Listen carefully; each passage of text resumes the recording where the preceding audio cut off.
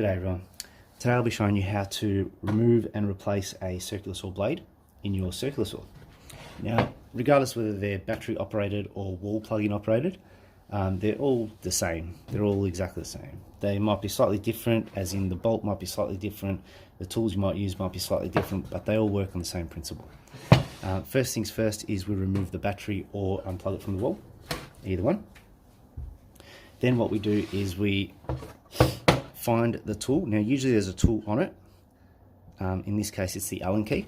Some of them have spanners and sockets and all sorts, but this one's an Allen key.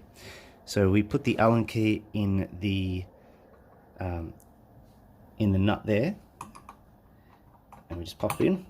Now you can't just spin it because it'll just spin the blade.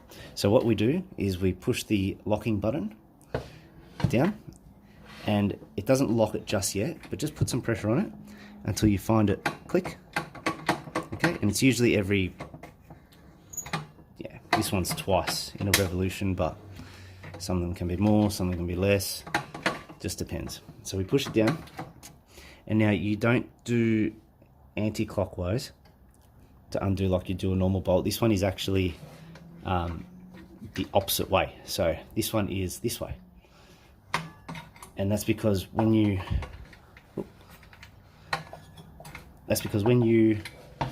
are cutting, it actually keeps it tight. So we undo the bolt. And it comes with this little washer with a little square cut to find its place, just like this one, so it fits into that bit there. So now what we do is we push this back, the blade guard, and then we pop that up and wiggle it out. So then we get our new one in and we pop the blade in. So just as before, we wiggle it in and pop it in place. And you can see a direction, little arrows. Most of them have directional arrows, and if not, it's pretty easy to tell. Usually what you want to do is you want to find the cutting edge, and that's to go towards the front. So it's pointing towards the front of the circular saw. So once that's in, you can put your blade guard back down.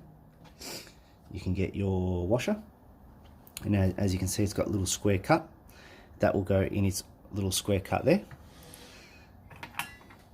And then you can put your nut straight back on. Now remember, it's opposite thread, so it's not that way, it's the other way. And we just loosely put that on. Give it a wiggle, make sure it's all in its position, and then just lightly there until it turns, and then now we push that button back down. That's it, push that button back down, and then we just give it a good tighten. It doesn't have to be too tight, just tight enough. Pop the tool back in its spot so we don't lose it, and then you're good to go.